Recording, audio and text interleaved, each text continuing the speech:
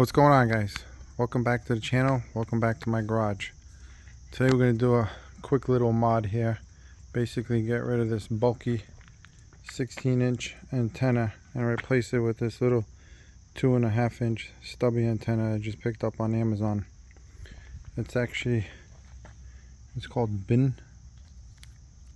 Bingfu, and it was under $10. I think it was like $8. It came with the 3 different connectors here. Alright, and you guys can see here there's a big difference here. So we're going to go to this little stubby compared to this thing, which is not necessary. So obviously this is pretty simple to do. Basically just unscrew this. Can't get any easier than that. Match up the one that you need, which looks like it's this one right here. Alright, screw it in its place, tighten it.